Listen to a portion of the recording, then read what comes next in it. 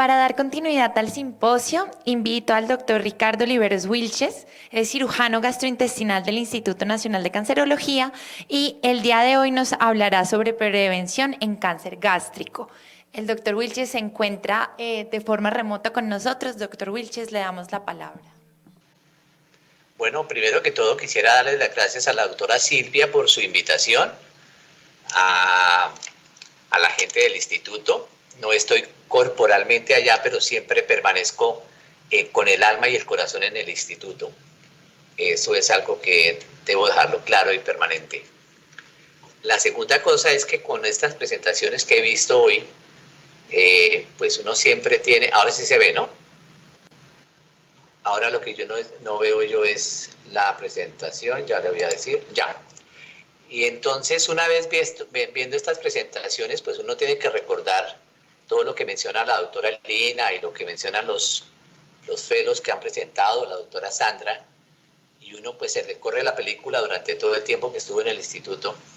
Y cuando teníamos residentes de cirugía, residentes de medicina interna, residentes de radioterapia, residentes de medicina nuclear, se hacían unos simposios, unos viernes por ahí cada 2 meses. Esos viernes se cancelaba la cirugía, se cancelaba la consulta y todo el mundo iba al instituto, al auditorio a aprender sobre lo que estaban revisando como tema principal. Yo coordiné, por ejemplo, una vez urgencias en oncología. Creo que es una práctica interesante, muy buena, y esto que hacen los fellows me parece que es muy valioso porque mantiene eso que hemos perdido, que son los hijos y los papás que tenemos que estar formando para que siempre haya familia dentro del instituto. Siguiente diapositiva. El tema que voy a revisar, el de cáncer gástrico, seguramente es un tema muy trajinado. Para Colombia es el tercero en incidencia y el primero en mortalidad. Siguiente. Para nadie es un secreto que nosotros tenemos patología pues generalmente muy avanzada. Este es un trabajo de Regate en el mundo donde recolectaron 10.000 pacientes. El instituto participó con 600 pacientes. Si ustedes se dan cuenta, los estados 3 y los estados 4 eran casi el 60% y los estados tempranos solo el 20%. Siguiente. De esos 600 pacientes que pudimos recolectar aquí en Colombia, solamente el 13% eran lesiones tempranas y prácticamente más del 50% eran lesiones avanzadas. Eso habla de la magnitud del problema que nosotros tenemos y que siempre que llegamos a diagnosticar el cáncer gástrico, desafortunadamente llegamos un poquito tarde. Siguiente. Entonces, pues este es el panorama general. Nosotros vemos pacientes con estados avanzados, con muy pobre sobrevida, con recurrencias tempranas. Eso conlleva unos grandes costos porque estamos invirtiendo cuando la enfermedad está avanzada en manejos quirúrgicos, en quimioterapia, en medicina paliativa. Eso por supuesto que conlleva una gran carga de la enfermedad porque se le altera el entorno familiar, se pierden años de vida y por supuesto también se altera la calidad de vida de los pacientes. Siguiente. Entonces, decir que el cáncer gástrico es un problema de salud pública, pues por supuesto que sí. Siguiente. Esta es una clasificación de tantas que hay de cáncer de estómago. El 80% se llaman cánceres gástricos esporádicos, que son de esos que se aparecen de un momento a otro, que uno no tiene realmente como la causa especial, pero que vamos a mencionar más adelante. El 10% se presenta como un cáncer de presentación temprana, y es lo que nos preocupa ahora, que vemos cada día como pacientes jóvenes más tempranamente con cánceres de estómago y especialmente en mujeres. El cáncer gástrico del muñón gástrico, que son esos cánceres que aparecen en los pacientes que han tenido una gastrectomía generalmente por una patología benigna. Y el 3%, afortunadamente, un cáncer gástrico difuso hereditario. Siguiente. Una de las clasificaciones que se utiliza muy frecuentemente en el cáncer gástrico es la clasificación de Lauren. Y si ustedes me lo quieren creer, esa clasificación de Lauren lleva más de 50 años y hay pocas modificaciones. Por supuesto que el cáncer gástrico tiene una gran cantidad de clasificaciones. Ya existe una clasificación molecular y hay una clasificación incluso desde la Asia y desde el punto de vista histopatológico hay otros tipos de clasificaciones, pero esta de Lauren, que es la más utilizada, lleva más de 50 años. Este es un registro de una base de datos muy conocida que es el SER en los Estados Unidos. Siguiente. Donde se recolectaron durante 40 años muchos pacientes gastrectomizados, estos eran pacientes gastrectomizados, y se miró cuál es la incidencia de cáncer gástrico durante este tiempo. Si ustedes se dan cuenta con la forma de la presentación, pues la gráfica ve que hay definitivamente una disminución en la incidencia de cáncer gástrico de forma global. Siguiente.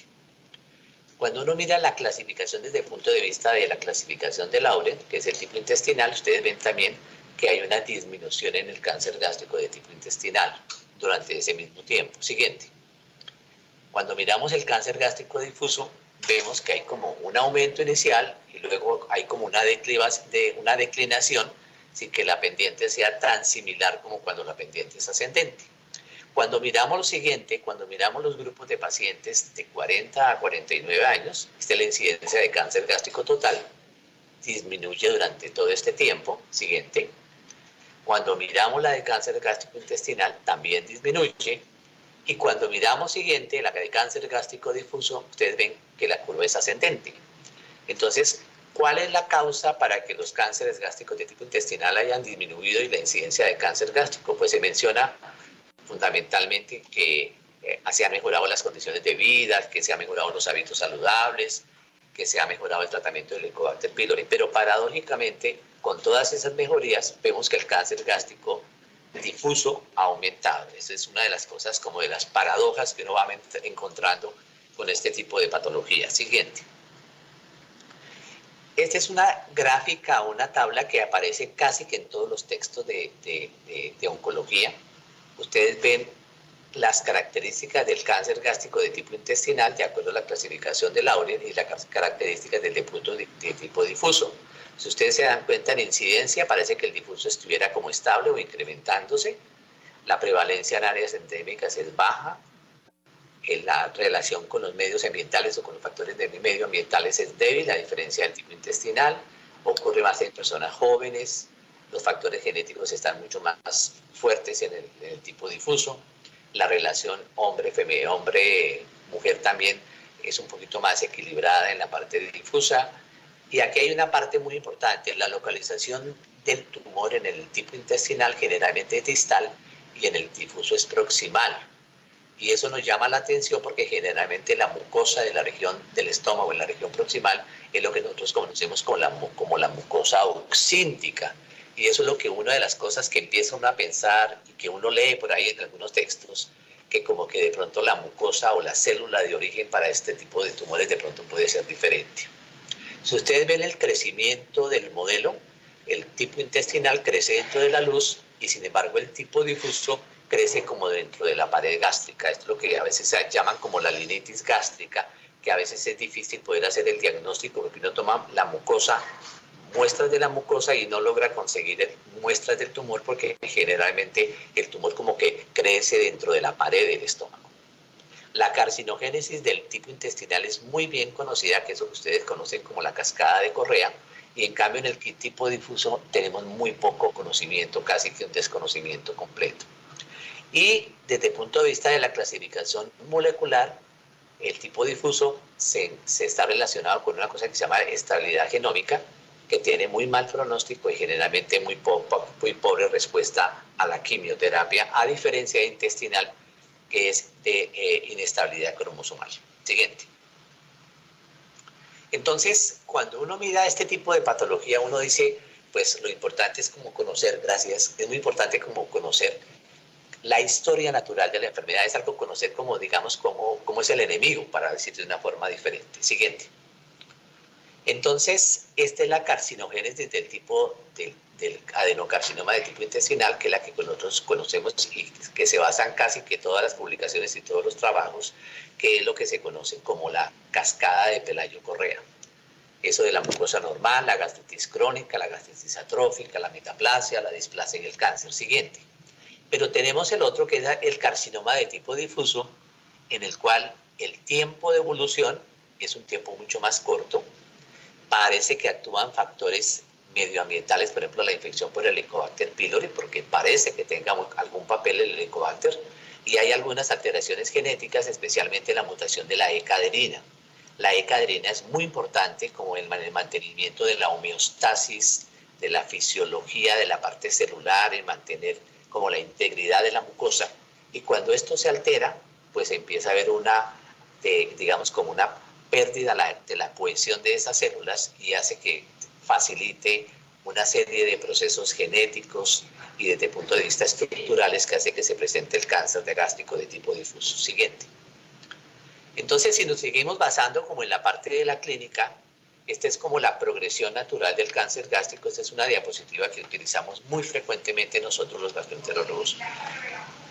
Quiero que miren esta parte amarilla donde dice que el paciente visita al hospital. Es generalmente cuando vemos los pacientes. Cuando el paciente está sintomático, desafortunadamente, generalmente la enfermedad está comprometiendo la serosa, ya hay probablemente compromiso ganglionar y el paciente pues, tiene la posibilidad de que se haga algún manejo con intención curativa o el paciente entra en un manejo paliativo y probablemente la probabilidad que haga recaída en los siguientes 2 años es muy probable. Esto es como la progresión de la enfermedad y algo que ya está muy bien establecido es que el paso de un cáncer gástrico temprano a un cáncer avanzado generalmente en promedio dura entre 34 a 43 meses. ¿Por qué hacemos esta mención? Porque muchas veces nosotros vemos que el paciente cuando consulta al hospital y trae una endoscopia, es muy frecuente que de pronto en los 3 años antes o los 4 años antes tengan endoscopias normales, entre comillas. Es muy probable que el paciente ya hubiera tenido la enfermedad y no se pudo diagnosticar por alguna razón. Siguiente. Entonces esto es como volverlo a traer a lo que es la historia natural, una fase carcinogénica, que es en el caso del cáncer intestinal, dura años, dura décadas, y hay una fase que se llama la fase asintomática, donde uno quisiera diagnosticar todos los tumores, pero desafortunadamente no se puede hacer, y trabajamos como al lado derecho de esta diapositiva, cada vez somos como más conservadores, más hacia el lado derecho. Entonces, ¿qué pasa? Que en este momento hacemos un trabajo curativo, poco curativo y la mayoría de las veces paliativo. Siguiente. Entonces nos han dicho con mucha certeza que lo que necesitamos es establecer programas de tamización, programas de diagnóstico temprano, y esa frase tan trillada pero que sigue siendo muy cierta es que si uno diagnostica la enfermedad temprano, el paciente tiene la probabilidad de curación. El problema es que si ustedes recuerdan lo del trabajo de Regate, casi que los pacientes tempranos son el 13%, o sea, de cada 10 un paciente se logra diagnosticar una lesión temprano, o sea que ese porcentaje realmente es muy bajo. Entonces, siguiente.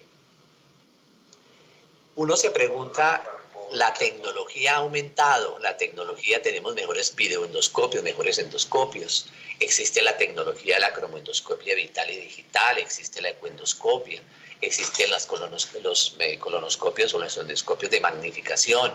Es decir, hay mejor calidad en la endoscopia y mejores equipos. Hay la fotodocumentación, o sea, podemos tener mejores fotos. Tenemos mejores especialistas, mejores endoscopistas. Ya tenemos patólogos que se dedican específicamente a la patología gástrica. O sea que hay una gran cantidad de cosas que se han implementado desde el punto de vista de la tecnología y uno cree que aumentando la tecnología y el mejor diagnóstico deberíamos tener más lesiones tempranas y parece que eso no es lo que está ocurriendo. Siguiente. Entonces, esta es una parte de un editorial de una revista escrito por un colombiano, el doctor Caicedo de Cali, que dice que cuando aparecen los signos y los síntomas clínicos de una enfermedad, la intervención curativa es poco posible y revertir la enfermedad es poco probable, que es lo que hemos mencionado hasta ahora. Dice este artículo o este editorial, dice, hasta la fecha la medicina preventiva mundial se ha centrado en la prevención primaria, cuyos objetivos generales son evitar la aparición de la enfermedad, promoviendo hábitos saludables y controlando los factores de riesgo. Y otro enfoque quizá más útil en patologías específicas como el cáncer es identificar activamente individuos con alto riesgo de desarrollar la enfermedad e intervenirlo con estrategias preventivas. Entonces, si ustedes ven este contexto, esta frase, pues yo diría que dice lo más importante. ¿Cuál es la circunstancia inicial? Que vemos las enfermedades muy avanzadas, porque cuando los pacientes los vemos ya tienen signos y síntomas clínicos. Que todo se enfoca en que tengamos acciones desde el punto de vista de prevención y habla de la prevención primaria. Y habla como prevención primaria los hábitos saludables y controlando los factores de riesgo. Y además habla de otro contexto que es muy importante, que es identificar los individuos que tienen alto riesgo de desarrollar la enfermedad. O sea que es como un resumen realmente de lo que uno debería tener como enfoque en la cabeza de lo que hay que enfrentar con este tipo de patologías en términos generales con el cáncer. Siguiente. Entonces, también lo ha dicho la literatura, desafortunadamente los programas de tamizaje no son factibles en países con economías medias o bajas donde la carga de la enfermedad es alta. Entonces nosotros tenemos una enfermedad con una carga de enfermedad muy alta, el cáncer gástrico, y tenemos pues por supuesto, digamos, patologías, programas que son más urgentes, entre comillas, y además de eso, pues valga la pena de mencionarlo, pues nosotros no le damos el énfasis tan importante al cáncer de estómago como a otro tipo de patologías. Por ejemplo, existe el día del cáncer de seno, el día del cáncer colorectal, en días pasados estaba el día del linfoma, hay muchos días, el día del GIS, el día de la hepatitis, pero ustedes poco oyen hablar del cáncer gástrico y hay muchas campañas dirigidas, digamos que en términos generales, a otros tipos de cánceres, pero no al cáncer de estómago. Es un poquito como el patito feo, entre comillas. Siguiente. Entonces, por azar de la vida, cuando uno empieza a leer el periódico y mira ciertas cosas, encontré este concepto que me llamó mucho la atención de un cardiólogo, el doctor Valentín Fuster, que es el director del Centro Cardiológico del Centro del Corazón del Hospital del Mont Sinaí. ¿Cuál, digamos, es el contexto de lo que les voy a mencionar en las dos diapositivas?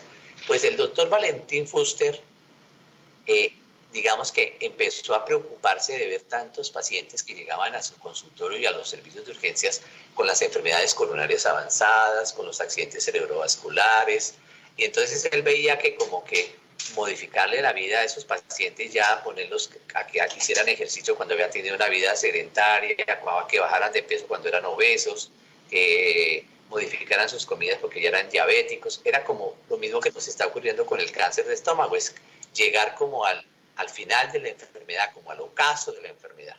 Entonces él, pensando en este tipo de cosas, menciona, por ejemplo, dice, todo esto dice que le ayudó que la epidemia de las enfermedades cardiovasculares pensaba que era la prevención, o sea, que apareció esa palabra. Y eso significaba trabajar con los niños. ¿Qué significa eso de trabajar con los niños? Pues sencillamente, siguiente, que los niños tienen digamos, como el chip diferente. La conducta de los adultos se genera, dice el doctor Buster, entre los 3 a los 6 años. Dice que la educación entre los niños puede cambiar la dirección. Y eso le pasa a uno, cuando uno de pronto uno va con el niño en el carro y uno hace un cruce indebido, el niño sí se da cuenta y le dice, papá, pero eso no debiste haber hecho. O sea, que el niño sí tiene un poquito más de control mental sobre lo que se debe hacer y lo que no se debe hacer. Dice el doctor Fuster que el entrenamiento que reciben los niños incluye información sobre la alimentación, cómo funciona el corazón, el sistema cardiovascular, los riesgos del sedentarismo, los beneficios de la actividad física, las formas asertivas de manejar las emociones, eso decirle de pronto no al cigarrillo y no al alcohol, todo fundamentalmente se debe gestar durante o con este grupo de pacientes que son los niños. Pues algo similar deberíamos hacer con el cáncer de estómago. Siguiente.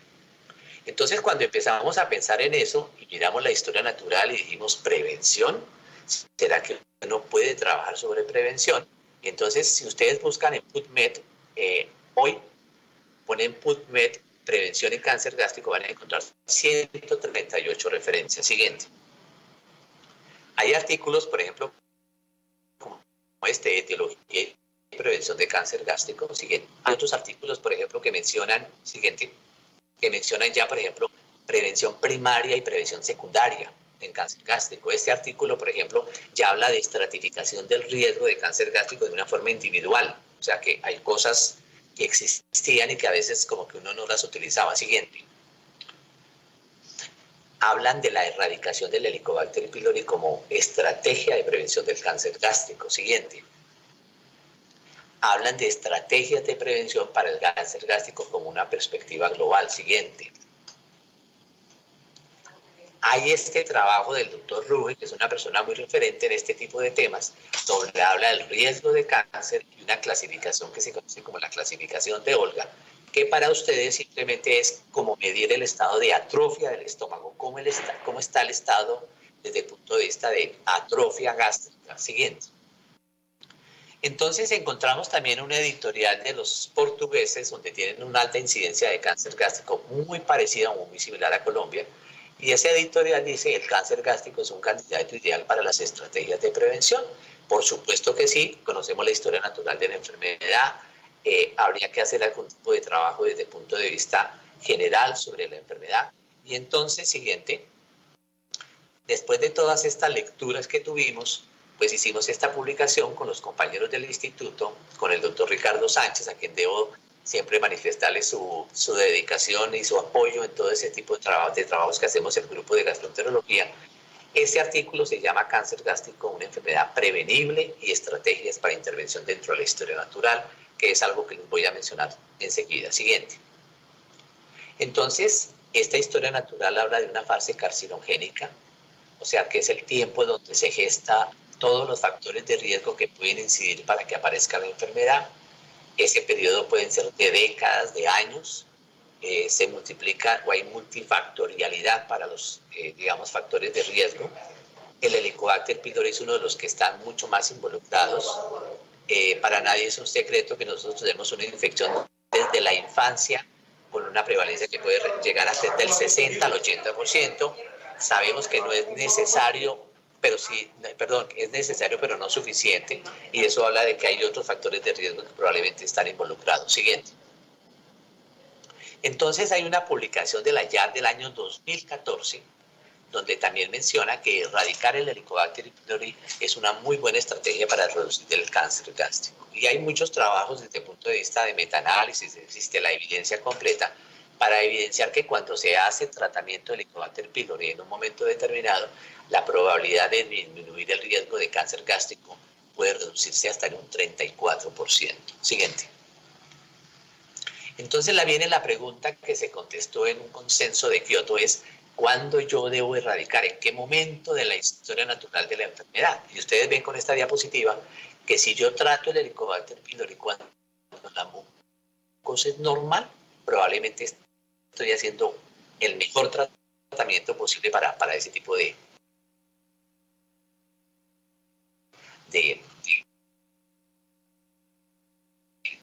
cáncer benéfico. Si ustedes se dan cuenta, por ejemplo, cuando el paciente tiene gastritis atrófica, pues hay beneficio, pero el beneficio es menor cuando hay metástasis intestinal y es mucho mayor cuando el estómago es normal. Siguiente. Y hay un concepto que también seguramente algunos de ustedes lo hayan oído hablar, que se llama el punto de no retorno. Significa que cuando yo trato el Helicobacter y lo hago más tempranamente en la vida, pues el efecto es mucho mayor, pero a medida que va pasando esa progresión o esa cascada de la Pedallo-Correa, llega un momento en que si yo ya no hice el tratamiento, probablemente hacer el tratamiento después ya no tiene ningún efecto, porque ya como que la rueda está establecida, ya como que la cascada está establecida, y probablemente la progresión de la enfermedad es una cosa que no va a poder separar. Si ustedes se dan cuenta que a mano derecha hay una cosa que es como el tiempo. ¿Cuánto tiempo puede transcurrir de que el paciente tenga metaplasia y aparezca el cáncer? Pues eso es una incógnita. Lo que sí sabemos, y vuelvo a repetir, es que un cáncer temprano para volverse cáncer avanzado puede transcurrir más o menos entre 3.7 años. Siguiente. Entonces, si ustedes miran otra vez la historia natural de la enfermedad y hablamos del tratamiento del Helicobacter pylori, de los factores de riesgo y del tratamiento del Helicobacter pylori, pues ustedes van a ver ahí que la prevención primaria, ¿qué significa? Tratar el Helicobacter pylori y tratarlo de una forma mucho más temprana, a una edad muy joven, modificar los estilos de vida, modificar los factores de riesgo, y pues por supuesto que si eso hace mucho más temprano en la vida, pues es mucho mejor. Japón, que es un sitio que tiene programas de screening, programas de tamizaje, tiene como política de Estado hacer el tratamiento, el diagnóstico y el tratamiento del Helicobacter pylori. Por ejemplo, cuando el individuo entra a la universidad, le hacen estudio para el Helicobacter pylori. Cuando la persona se va a casar, le hacen estudio del Helicobacter pylori como una política de Estado. Siguiente. Entonces, estos son los factores de riesgo. Si ustedes se dan cuenta, el Helicobacter pylori pues comienza a actuar tempranamente en la vida. Si no se trata, pues sigue actuando, se produce ese proceso inflamatorio. El tabaquismo, la gente empieza a fumar a los 14, 15 años. El consumo de sal es una cosa muy frecuente en nuestro medio. El alcohol también es una cosa frecuente. Y en términos generales, los hábitos dietarios y algo que no es modificable, que son la parte genética, esto que mencionaba el doctor García, que llama los factores modificables y los factores no modificables, es un concepto en la parte oncológica, me parece que es muy, muy claro. Y aquí vemos nosotros que la mayoría de los pacientes se diagnostican a los 60 años, después de que han actuado todas esas factores de riesgo que deberíamos haber actuado o intervenido en un momento mucho más temprano de la vida. Y volvemos a recordar lo que dice el doctor Fuster. Estamos viendo a los pacientes a los 60 años y entonces a los 60 años le decimos hay que tratar el Helicobacter pylori, deje de fumar, deje de comer sal, no tome trago, mejore los hábitos alimentarios cuando ya el daño está establecido. Tenemos que hacer una acción mucho más preventiva y esa es la parte, y digamos que es como el mensaje de este tipo de presentación. Siguiente. Viene la otra parte que es la prevención secundaria que se refiere al diagnóstico y el manejo de las lesiones premalignas. Las lesiones premalignas en el estómago es la gastritis atrófica, la metaplasia intestinal y la displasia. Aquí tengo que hacer como un poquito de un paréntesis. Cuando nosotros tenemos una endoscopia, nos reporta el patólogo que el paciente tiene gastritis atrófica y que tiene de pronto focos de metaplasia intestinal, entonces decimos, ¿qué hacemos con ese paciente? Entonces, le damos alguna omeprazol. Muchos terminan recibiendo omeprazol.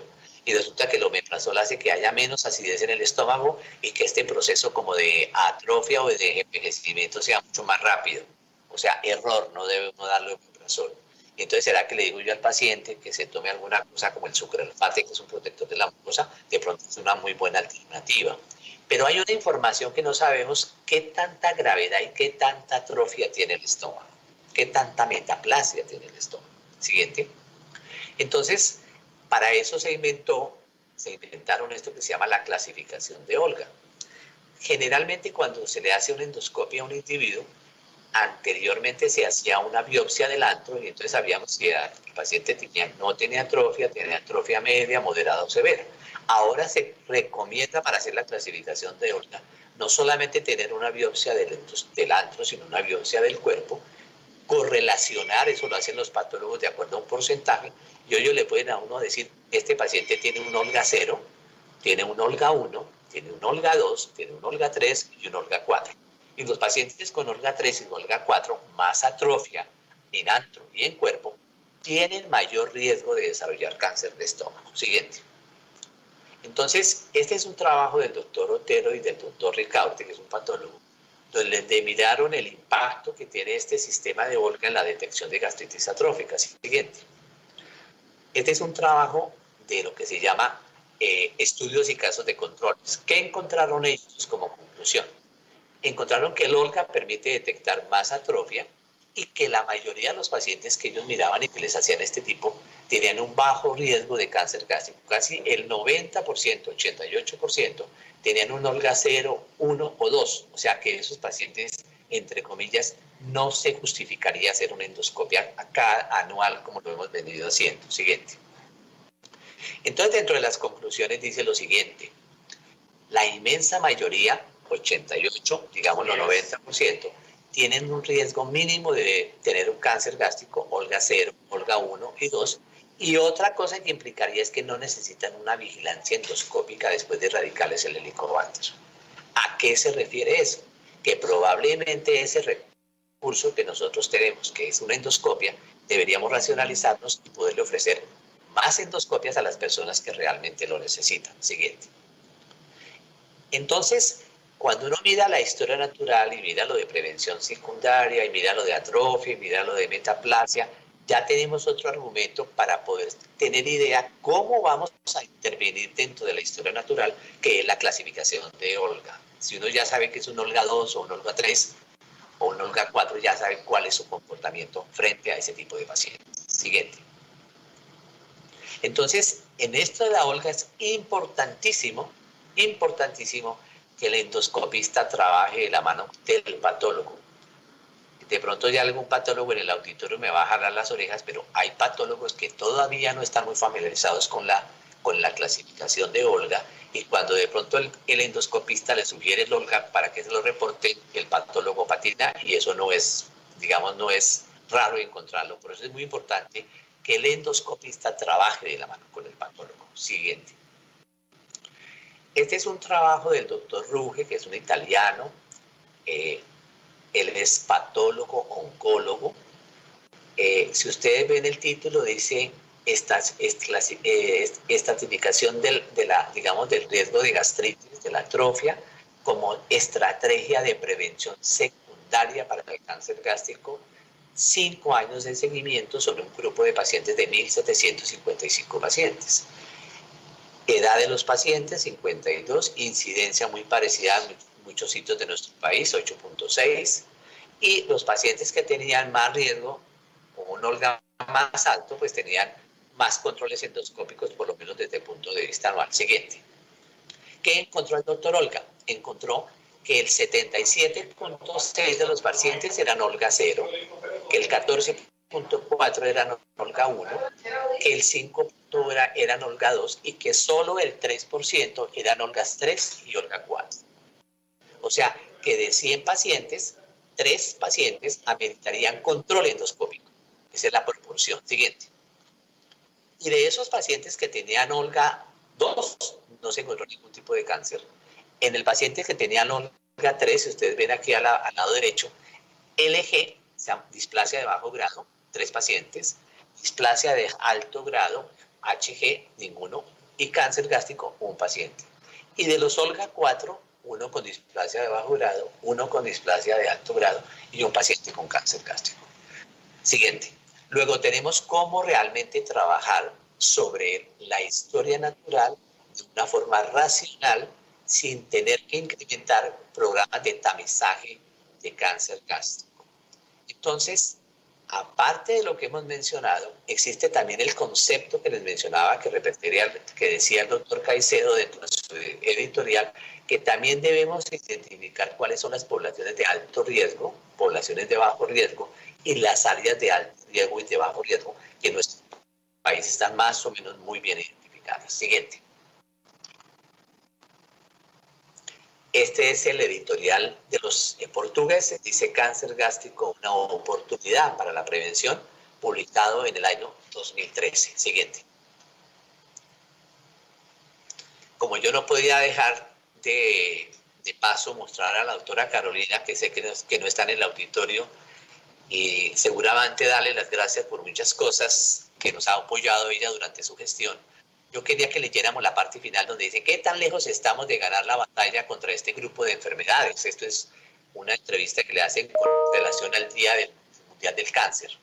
Dice, sin duda la prevención, así como la detección temprana ligada al tratamiento oportuno, multidisciplinario, hace la diferencia. Dice que la Organización Mundial de la Salud ha hecho énfasis en que antes que los tratamientos, la prevención puede reducir una tercera parte de los cánceres. Siguiente.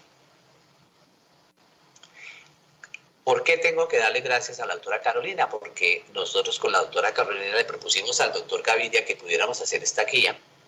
No tuvimos eco cuando golpeamos la puerta, pero la doctora Carolina me dijo, hagamos la guía. Hicimos la guía con el apoyo de la Asociación Colombiana de Gastroenterología, con la Asociación Colombiana de Endoscopia y con los representantes de la Universidad Nacional y por supuesto el Instituto Nacional de Cancerología. Esta es la guía de prevención primaria y secundaria para cáncer gástrico que está publicada en el primer número de la revista colombiana de Cancerología de este año. Es un resumen porque la guía por supuesto es mucho más extensa y mucho más grande, pero es un esfuerzo que ha hecho el instituto y el grupo de personas que he mencionado para tratar de poder tener estrategias de prevención, cómo podemos modificar la historia natural de esta enfermedad. Siguiente. Yo quería mencionarle, este es una editorial que apareció el mes pasado en The Lancet. Ustedes ven este título, ya les voy a mencionar algo. Dice que para el año 2040, más o menos el número de cánceres estará alrededor de 30 millones y que más o menos la mitad se van a morir por cáncer. Siguiente. Prevenir el cáncer es el único camino a seguir. Siguiente. Dice, la prevención del cáncer es enormemente rentable y una estimación indica que si se invierten 100 millones de dólares en prevención, podríamos suponer un ahorro de 100 millones de dólares en costos de tratamiento. Esto sería muy bueno que esto se estableciera hiciera. De pronto los cirujanos y los oncólogos nos pudiéramos quedar sin trabajo. Se me adelantó Sandra, me devuelve la diapositiva anterior. Entonces dice la prevención primaria del cáncer mediante la erradicación o mitigación de los factores de riesgo modificables es nuestra mejor esperanza para reducir la carga futura del cáncer. Siguiente. Entonces, como conclusiones, primero es importante conocer la historia natural de la enfermedad, sea el cáncer que sea, en este caso el cáncer de estómago. Es importante ofrecer tratamientos radicados de Helicobacter pylori al paciente que realmente lo necesite, saber qué es la prevención primaria y la prevención secundaria. Cuarto, algo que creo que de pronto he podido dejar en el ambiente, que es estratificar el riesgo de acuerdo a esa clasificación de Olga. Quinto, que el cáncer gástrico es una enfermedad susceptible de prevención, con lo que les he mostrado. Sexto, que debemos cambiar el panorama de la enfermedad, hacerla mucho más visible. Y como dice el doctor Valentín Fuster, nunca es tarde para que despertemos. Siguiente. Nosotros veíamos el cáncer gástrico como de esta forma, una cosa así como muy lejana. Siguiente. Yo creo que cada día nos hemos podido acercar un poquito. Siguiente. Y yo creo que así lo estamos viendo ahora, como una forma como mucho más tangible, como mucho más identificado. Sabemos quién es el cáncer gástrico, sabemos cómo lo podemos identificar, cómo lo podemos combatir. Tenemos elementos y racionalidad para poder establecer algún tipo de estrategia dentro de la historia natural. ¿Cuál es el problema? Que nos siguen llegando los pacientes con enfermedades avanzadas y eso desafortunadamente pues es lo que hay que tratar de modificar. Eso es todo y muchas gracias por su atención.